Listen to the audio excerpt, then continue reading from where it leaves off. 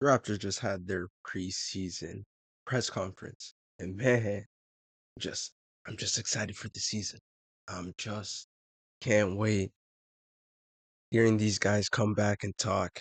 Oh man, just goosebumps. And I feel like we as fans can take back a lot from what has been said today. I got three takeaways from watching this press conference, but hey, before I get into it, if you enjoy Raptors, like the video. Gonna be enough coverage on them this season. Subscribe.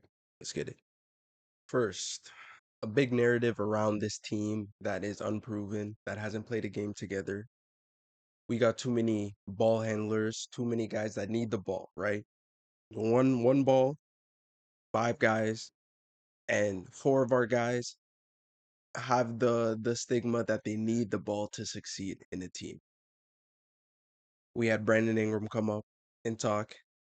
And I want to say one of the first things he talked about was how his perception of RJ changed. Uh Thought RJ was just a shoot first kind of guy, right?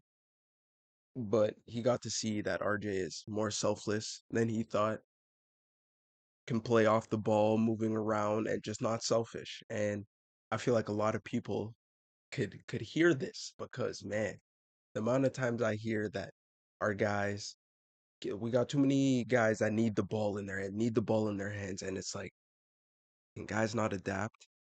When guys got great guys around them, can they not adapt? I don't know, but very encouraging. Like, what's it called? IQ came up, talked about last year he took 7 threes per game, and he talked about how he can up that number, yeah. But the most encouraging thing from that is he expects more catch and shoot threes, like 10 threes a game, most of them catch and shoot, easier shots, guys set them up. He sounds okay with it. That's the thing. IQ's a guy that, yeah, you would think he needs the ball. He's a very ball dominant point guard. Not even a traditional point guard, by the word, but he's willing to take a back seat in the ball handling role or just like pounding the rock. Like he's okay to just space out the floor for his guys and then be effective as hell at the three. He's okay with that. He expects it actually. And that's great because the amount of 3-point shooting we need consistent, and if he's just forcing them up, it's not going to be his most efficient shot.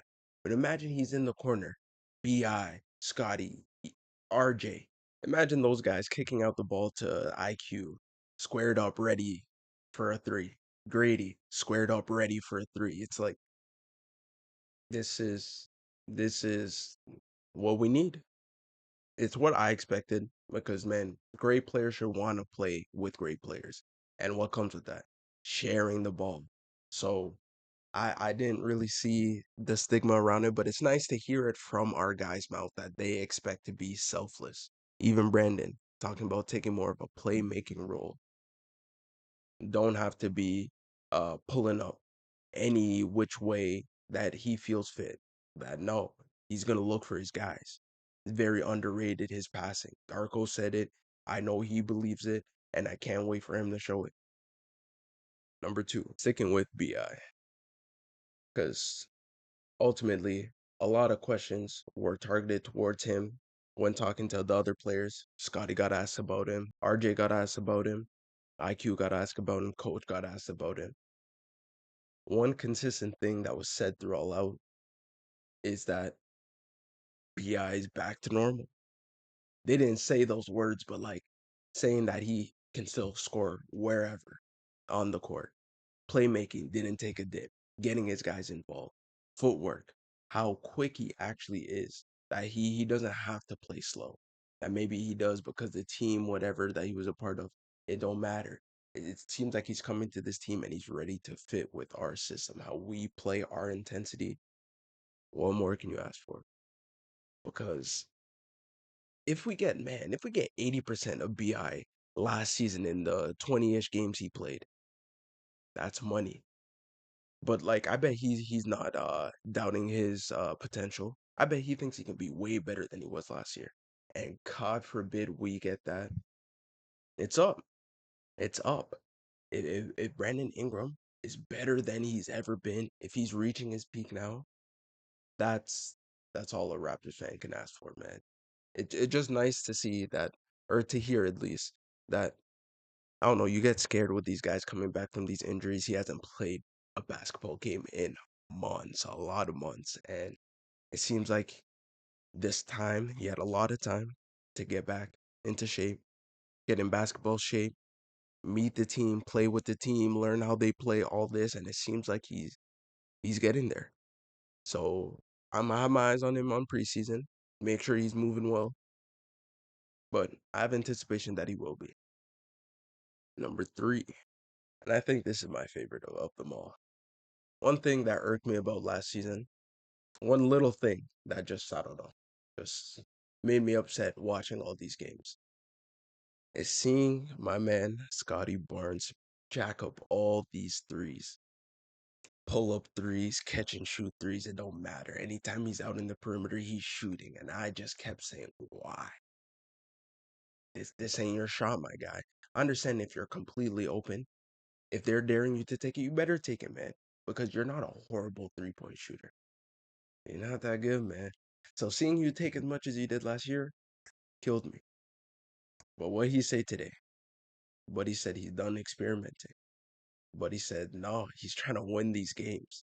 And what I take from that is that last year, different agenda. Really, we wanted to see what we had in our star player. Scotty, go do your thing, man. Go try some shit. See what works, see what doesn't. Because in this next season that coming up, man, this next season where everyone has high expectations, he gonna get his head right. He knows what works, knows what doesn't. He's gonna be the best himself because get all that bullshit out of here, forcing up stuff. Like ultimately, Brandon's here. The whole team, if they're healthy, he's gonna have much more space than he probably ever had in at least his role of being the main guy, second guy, whatever. This is new for him, and he should be able to thrive as long as he sticks to what he's amazing at. Because there's so much stuff he's amazing at, especially on the offensive end, that he can just hone into and not have to try all these random stuff. I love that.